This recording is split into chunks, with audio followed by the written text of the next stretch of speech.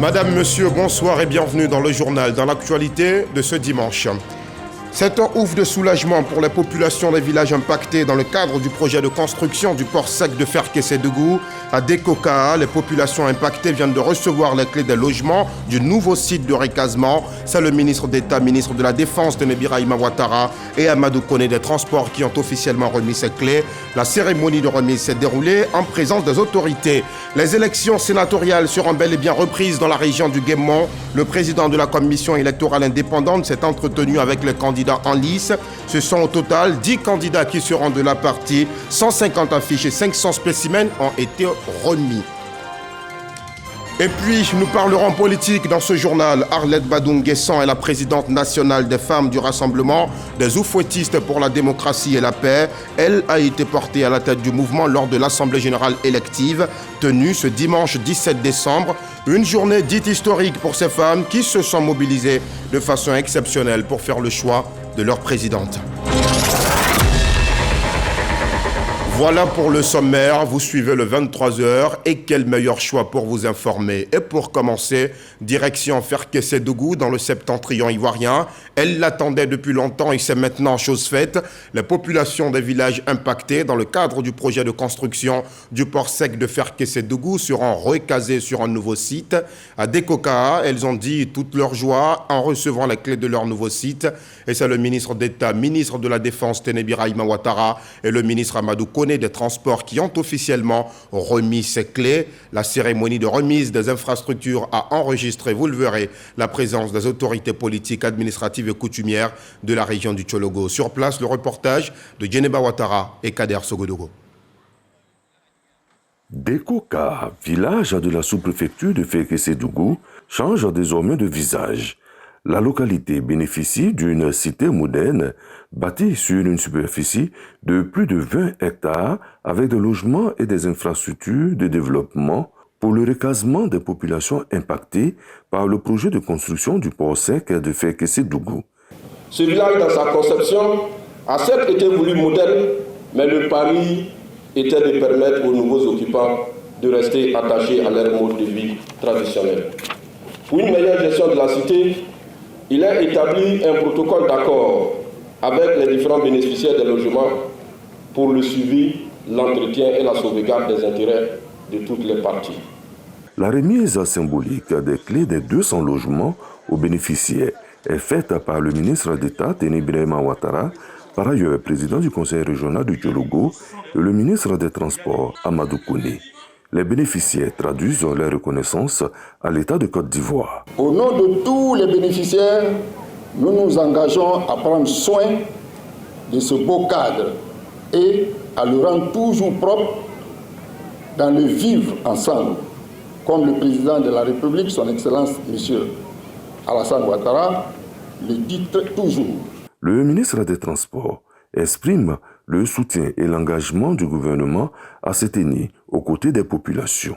L'État a travaillé en étroite collaboration avec les populations pour que les personnes impactées soient traitées avec dignité et respect.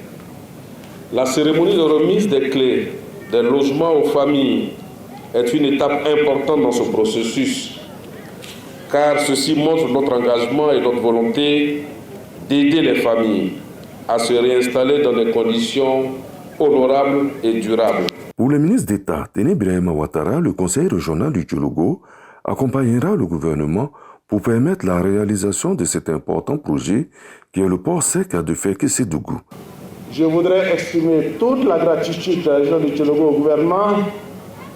Je m'associe aux parents pour remercier et rendre un vibrant hommage au président de la République pour avoir initié le projet de port sec et autoriser la mise en œuvre d'une composante de haute portée sociale. Le conseil régional du Tchologo prendra le relais pour poursuivre et accompagner les actions de développement ici dans cette localité.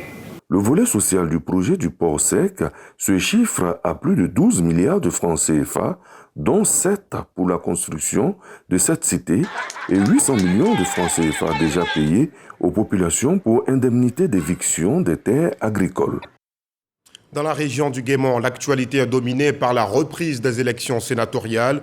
Le président de la commission électorale indépendante s'est entretenu avec les candidats en lice. Ce sont au total 10 candidats qui seront de la partie lors de ces sénatoriales. 150 affiches et 500 spécimens ont été remis par le président à ces candidats. La CEI les invite à prôner la paix durant toute la campagne. C'est ce que nous montre Carmel Dia.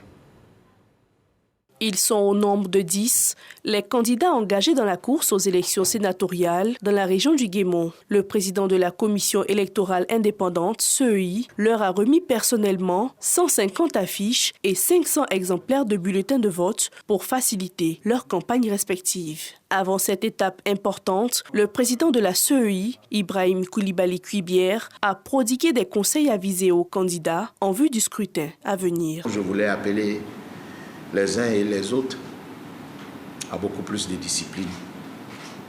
On va casser, on va brûler, mais après c'est dans le Guémont, c'est dans Diokoué, c'est dans Bangolo, c'est dans Kuibli, c'est dans Fakobli. Nous faisons tout pour être corrects, pour faire de sorte que le résultat qui est proclamé soit conforme à la volonté des électeurs. Et la seule chose qui vous reste, c'est d'inviter vos partisans au calme. Le président de la CEI et les candidats sont en phase. Nous ne faisons que reprendre les élections chez nous. Alors, il faut que ça cesse et que le vainqueur soit le vainqueur. Quand il dit toujours le Guémont, on reprend les élections, c'est pas bon signe pour le Guémont. Et nous sommes vraiment prêts à faire comprendre à nos compatriotes que les élections, c'est pas la guerre. Concernant la question des stickers à poser sur les procès-verbaux, le président de la CEI a apporté des précisions. Le problème des stickers, il n'y aura plus de stickers sur les procès-verbaux. L'authentification des procès-verbaux procédera de la signature des agents électoraux. La liste définitive des candidats a été arrêtée et publiée depuis le samedi 26 août dernier. Les élections partielles pour élire les sénateurs de la région du Guémont auront lieu le 23 décembre prochain. Nous vous le disions en titre, en politique, les femmes du RHDP sont désormais dirigées par Arlette Badou Nguessan. C'est au cours de l'Assemblée générale élective tenue aujourd'hui que leur choix s'est porté sur l'actuel maire de la commune d'Ara. Retour sur cette journée avec Sidonie Davila. Les femmes du RHDP se mobilisent en force, prêtes à contribuer à la conquête du pouvoir en 2025. Ce dimanche, Parc des Sports de Trècheville. L'Assemblée générale élective des femmes a transcendé la simple compétition pour se muer en une célébration de l'unité au sein du parti. 6 candidates en lice au départ, une seule reste en course, les 5 autres ayant décidé de se rallier. J'ai retiré ma candidature parce qu'au fond de moi, je souhaitais un consensus qui préserve la paix. Nous y sommes parvenus. Ce consensus en faveur d'Alerte Badou, secrétaire départementale de la région d'Ara, a été chaleureusement accueilli. En témoigne la ferveur qui s'empare des militantes. La nouvelle présidente des femmes du RHDP entend insuffler une nouvelle dynamique à cette mandature. Son credo, le travail, l'unité et l'implantation du parti pour le rayonnement du rassemblement des oufouettistes pour la démocratie et la paix. Le résultat de ce jour représente le point de départ d'un nouveau rassemblement, d'une mobilisation des femmes de notre parti. C'est une remobilisation des femmes de notre parti autour de son Excellence Alassane Ouattara, grand visionnaire et véritable deuxième chance pour notre pays. J'ambitionne donc, avec le concours de vous toutes, notamment de mes sœurs anciennement candidates, de contribuer à mettre le rôle et l'action de la femme au cœur de la stratégie globale. Les défis à venir commandent que nous renforcions notre présence sur le terrain, en synergie avec la haute direction du parti, pour garder notre position de premier parti politique de Côte d'Ivoire Le choix d'Arlette Badou est unanimement salué. Les cadres lui apportent leur caution. C'est là le travail d'une équipe engagée, d'une équipe volontaire, d'une équipe qui se dit qu'il était temps que nous puissions nous retrouver à l'occasion de cette Assemblée générale élective pour montrer notre affection à son Excellence, Monsieur le Président de la République, président du parti, président du RHDP, notre président, notre mentor, notre guide, le guide des femmes. Monsieur le Président du directoire, allez dire à son Excellence, Monsieur le Président du RHDP, son Excellence, Monsieur Alassane Ouattara, que la leçon qu'il nous a apprise, que cette leçon est bien assimilée par ses sœurs, par ses filles que nous sommes. Oui, que les femmes du RHDP partagent sa vision, la vision d'une Côte d'Ivoire solidaire, la vision d'une Côte d'Ivoire rassemblée, la vision d'une Côte d'Ivoire unie, avec des hommes et des femmes qui cultivent tous les jours le vivre ensemble, la fraternité, l'amour, le consensus. Merci au président Alassane Ouattara. Merci de nous indiquer la voie, mais merci à mes sœurs de suivre cette voie que le président nous indique. Merci de démontrer que nous sommes dans un parti politique, un parti de cohésion, un parti de consensus. Grâce à ce consensus, au lieu d'aller à un événement qui aurait pu occasionner un déchirement, nous voici rassemblés pour faire la fête. La nouvelle présidente nationale des femmes du RHDP peut donc compter sur le soutien des responsables de son parti. Au président s'assise de l'Union des femmes du RHDP.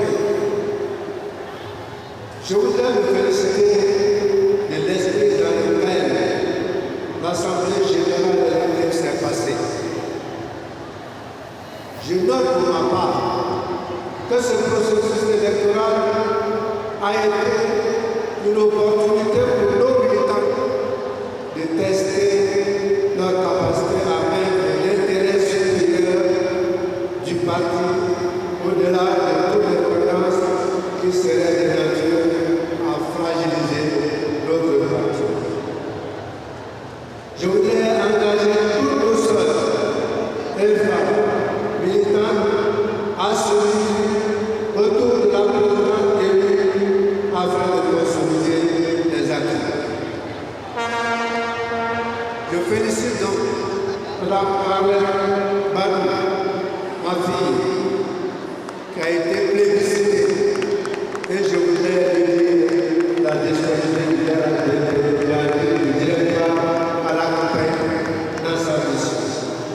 Pour cette Assemblée générale élective, elles sont venues de toutes les contrées de la Côte d'Ivoire.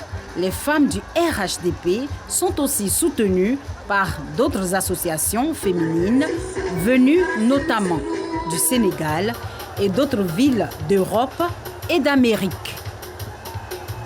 Arlette Badou Nguessan a été choisie sous le regard du Premier ministre Robert Begré-Mambé, vice-président du parti, de plusieurs autres cadres du RHDP, comme le ministre de la Communication, porte-parole du gouvernement. Avec les autres femmes, ils ont exprimé leurs attentes et dit leurs félicitations à la nouvelle présidente des femmes du RHDP. Leur réaction au micro de Sidonie Davila. Cette belle machine de nos sœurs, qui a déployé la capacité du RHDP à arriver au consensus en plaçant l'intérêt du parti au-dessus de tout. Nous avons été nourris par cette grande mobilisation. Nous ne pouvons que les en féliciter. Nous les encourageons. Nous demandons à la présidente de travailler avec toutes les bonnes volontés afin d'asseoir solidement le RHDP dans la conscience des Ivoiriens, comme les élections l'ont prouvé, mais comme les autres élections devront aussi le prouver. C'est un bel exemple de ce qui fait l'âme du RHDP, le vivre ensemble, la recherche permanente du consensus. Le consensus a prévalu, une présidente a été élue et nous pensons que c'est une bonne présidente parce qu'elle est élue locale. Et ce que nous avons vécu aujourd'hui montre à quel point notre parti est un parti démocratique. changer les instances, vraiment, nous a permis donc de découvrir que les anciennes générations, je dirais, anciennes générations, pas en âge, mais au plan politique, savent faire la passe aux nouvelles générations. Quand c'est de nouvelles perspectives, c'est de nouveaux espoirs. Nous avons tout un espoir qu'elle fera émerger les femmes et que vraiment les femmes pourront mieux s'affirmer. Le RHDP est définitivement le plus grand parti de Côte d'Ivoire et dès aujourd'hui, 2025, la campagne est lancée avec les femmes. Toutes mes félicitations à la nouvelle présidente Arlette Badou Nguessan, ma jeune sœur dont je suis convaincue réussira cette mission avec brio. Pendant ce temps, à Grand Laou, dans la région des Grands Ponts, c'est un hommage retentissant qui a été rendu au président Ouattara par le maire Ali Sissoko. Le premier magistrat de cette commune cosmopolite a exprimé, vous le verrez, sa reconnaissance au chef de l'État pour la rénovation de la voirie urbaine. C'était en marge de la visite du ministre délégué au sport et au cadre de vie, Silas Adjemech. L'objectif de ce déplacement est de s'imprégner des potentialités de la commune. Et vous le verrez également, le chef de l'exécutif communal a également plaidé pour la réalisation de plusieurs autres projets, notamment l'ouverture de l'embouchure, la redynamisation de l'école de pêche ou encore la mise en état du complexe sportif de Grand Laou. C'est ce que nous dit Lanciné Bakayoko. Cette visite du ministre délégué au sport et au cadre de vie à Grand Laou avait un double objectif. Mobiliser les populations autour des actions de développement initiées par le chef de l'État, le président Alassane Ouattara, et prendre connaissance des défis auxquels fait face la cité dirigée par le maire Ali Sissoko. Après avoir magnifié les travaux d'entretien engagés dans la ville de Grand Laou, Ali Sissoko a plaidé pour la relance de plusieurs autres projets en léthargie. Il s'agit notamment de l'entretien routier de Grand Laou pour reprofilage lourd sur les axes Bakanda en passant par le Gond, Irobo, Awanou, Aouniafoutou, Dokodon et Bounou, Sefmak, Pampazin jusqu'à Chakadougou et de Toukouzou à Noumouzou jusqu'à Diateke. À ces projets s'ajoute l'urgence de la redynamisation de l'école de pêche de Brafédon, la formation des jeunes aux métiers porteurs et même la rénovation complète des infrastructures sportives, notamment le stade de Grand Laou. Le ministre Silas Adjemech, en comptant sur la sollicitude du Premier ministre et du Président de la République, promet d'analyser avec bienveillance les doléances de la commune de Grand Laou. Nous allons former un front pour porter nos préoccupations, nos problèmes, nos difficultés à l'attention du Premier ministre pour transmission au Président de la République. On va le faire. Nous allons organiser la CAN. Chacun doit s'approprier non seulement l'organisation, mais la réussite de cette CAN. C'est la CAN de l'hospitalité. Toutes les dispositions sont prises pour que cette CAN soit un succès. Silas Adjemech a lancé un appel pressant au cadre autour des idéaux de fraternité, de cohésion sociale, de solidarité et de paix. La Côte d'Ivoire est l'invitée d'honneur de la 31e édition de la Foire internationale de Dakar. Elle est placée sous le thème « La FIDAC, un outil d'intégration ». Une trentaine d'opérateurs économiques ivoiriens conduits par le ministre du Commerce constituent la délégation. Ils ont pris part à l'ouverture officielle de cette édition de la FIDAC, ce vendredi au Centre international du commerce extérieur du Sénégal. On retrouve sur place nos envoyés spéciaux Dangui Dangui et Célestin Frodo. À Dakar, les hommes d'affaires sénégalais ivoiriens ont exprimé lors d'un business forum leur volonté de se rapprocher davantage, voire même de travailler ensemble. L'idée serait de voir comment est-ce que ce genre de forum on puisse le faire tous les ans ou tous les 2 ans. Mais on a besoin de se rencontrer et de savoir ce que l'un peut faire chez l'autre. Donc nous, ce qu'on attend des opérateurs économiques sénégalais, c'est vraiment d'investir en Côte d'Ivoire, mais aussi les opérateurs ivoiriens d'investir au Sénégal et tous les deux même d'investir ensemble au Congo. Pourquoi pas? Organisé en marge de la 31e édition de la Foire internationale de Dakar, le ministre du Commerce, en compagnie d'une trentaine d'hommes d'affaires ivoiriens, a pris part à ce business forum qui vise, entre autres, à créer le cadre pour augmenter les échanges commerciaux entre la Côte d'Ivoire et le Sénégal. c'est l'occasion d'ouvrir des perspectives avec nos entreprises, faire en sorte qu'on commerce davantage ensemble, qu'on profite du potentiel existant dans nos deux pays. Et surtout, amener nos hommes d'affaires à être ensemble, à créer des co-entreprises, à créer des joint ventures pour aller à la conquête du continent africain dans le cadre de la mise en œuvre de la zone de libre-échange économique et continentale. Les opportunités d'investissement dans ces deux pays ont été présentées aux hommes d'affaires des deux pays présents. La valeur des échanges commerciaux entre le Sénégal et la Côte d'Ivoire est estimée à 228 milliards de francs CFA en 2022. C'est chaque année le festival le plus attendu de la région du Tongpi. Le festival Tongpi Nidalé est à sa 6e édition. Une vingtaine de touristes européens, parmi lesquels des Suisses, des Français et des Allemands, savourent la richesse culturelle de la région. Ils prennent plaisir notamment à visiter les stands et à voir les sorties de masques. Voyons cela avec Walter Amadou Ouattara et Richard Vao qui sont sur place. Mans, la cité des 18 montagnes, vit au rythme de la promotion des arts et de la culture d'un peuple composé des Touras et des Yakuba. Le conseil régional du Tongpi propose depuis le 13 décembre dernier des offres d'appel touristique à travers la 6e édition du festival Nidalé. Et la mayonnaise prend petit à petit.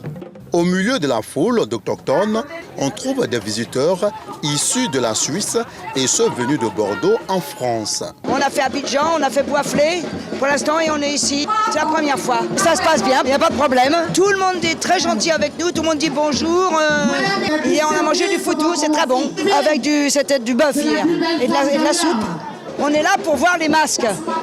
Donc on attend les masques. Après la danse, les masques, la gastronomie de l'ouest du pays retient l'attention de Klaus Krems, un touriste allemand. Je suis dans ce pays pour le tourisme. Ce festival est une culture vivante. Vous-même, vous le savez, c'est très intéressant. Il y a beaucoup de belles choses et de la très bonne musique. MC Côte d'Ivoire, jeune adepte de la musique rap, accompagne le touriste allemand pendant qu'il déguste un bon plat, une spécialité gastronomique Yakuba. Et c'est à travers un freestyle. Hey.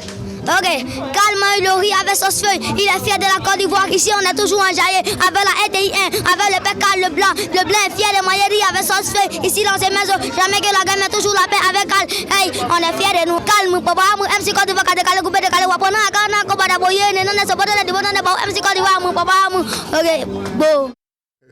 Voilà une autre forme d'expression de la riche hospitalité ivoirienne. En littérature, le ministre de la Culture, la ministre de la Culture et de la Francophonie, Françoise Remarque, a ouvert jeudi matin la 6e édition du Saléa, le salon du livre pour enfants et adolescents. C'est un cadre de promotion du livre et de la lecture auprès du jeune public.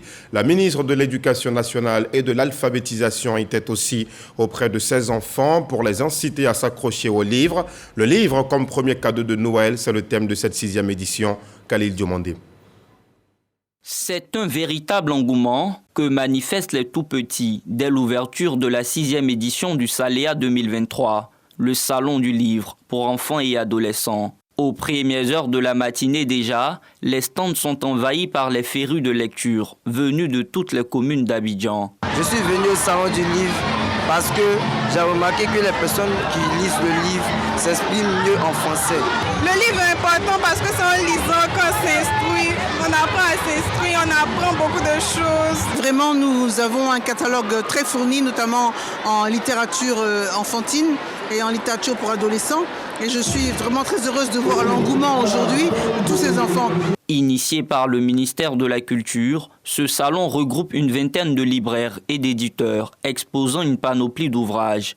En première ligne, les plus illustres comme Aya de Yopougon, mais aussi des œuvres anonymes comme Barissé, Vous êtes des éléphants, un recueil de poèmes écrit par ses élèves en classe de première au lycée Garçon de Bingerville. Chaque élève a fait au moins un poème dans cette œuvre. Et cette œuvre, c'est notre manière à nous de soutenir les éléphants pour qu'il remporte cette 3e étoile de la CAN 2024. Les auteurs de renom, à l'instar d'Anzata Ouattara, sont aussi au rendez-vous pour partager leur passion du livre. Une passion que ces jeunes visiteurs veulent également développer. Ils n'hésitent pas alors à mettre la main à la poche pour se procurer toutes sortes d'ouvrages. J'ai acheté 4 livres et je sais que ces 4 livres vont m'aider à améliorer mon vocabulaire. Vous avez vu l'affluence, ça montre que les enfants s'intéressent à la lecture, pourvu qu'ils aient ce qu'ils veulent, et puis qu'on crée ce genre de plateforme pour inviter les enfants à venir visiter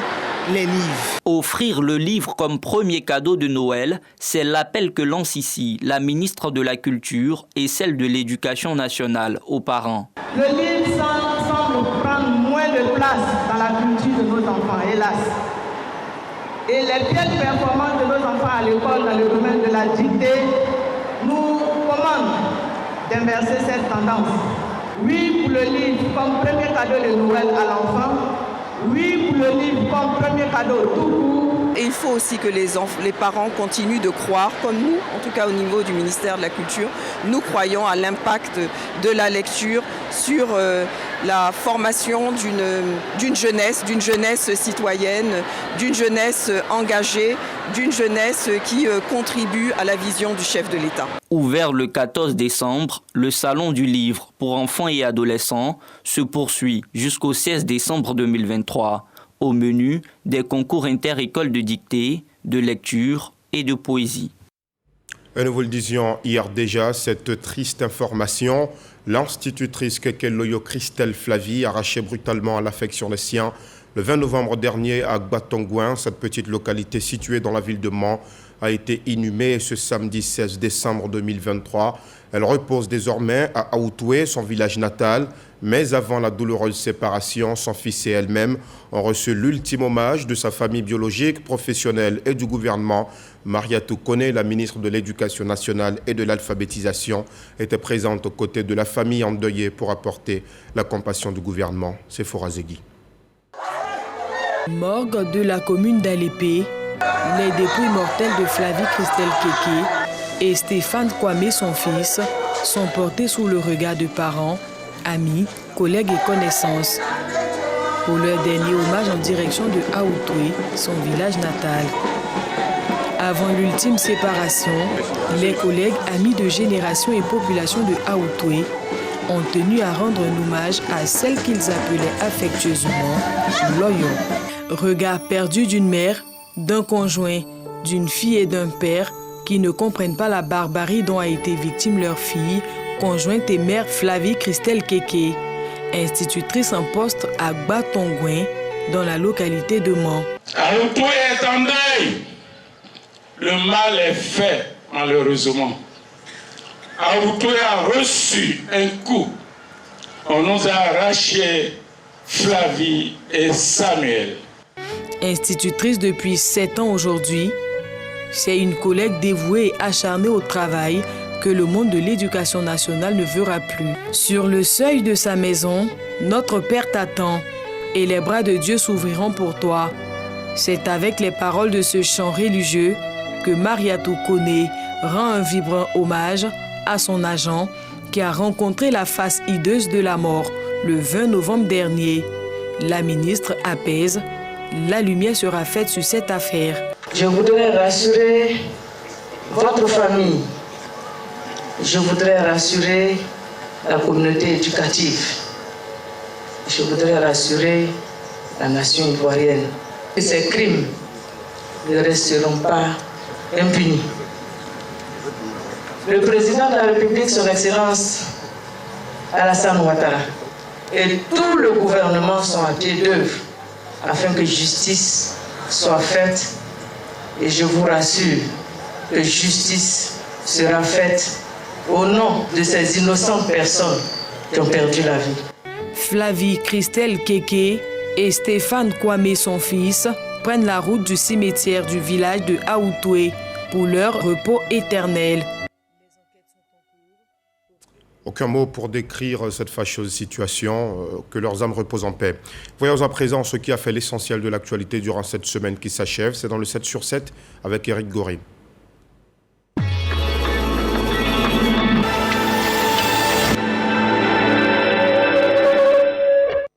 Israël continue ses bombardements sur Gaza, une nuit secouée par des bruits assourdissants.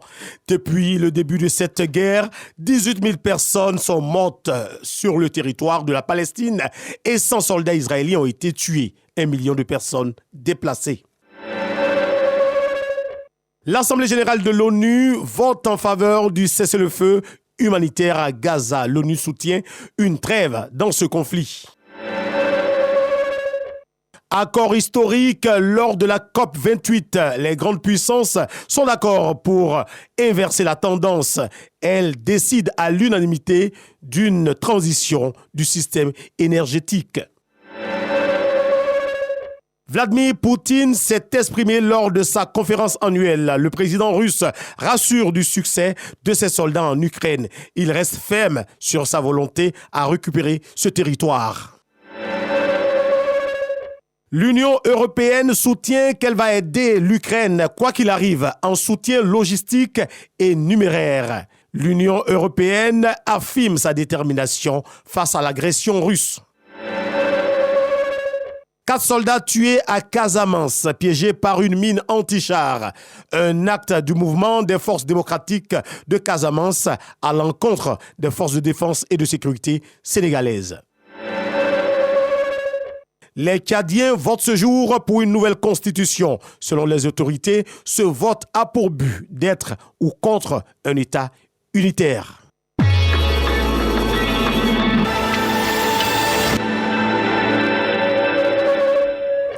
Nous arrivons au terme de ce journal. Merci aux équipes techniques et de rédaction. Merci à vous aussi de nous avoir suivis à Guyanlé, cette petite localité située à 8 km de Mans. Excellente soirée et bon début de semaine sur RTI 1.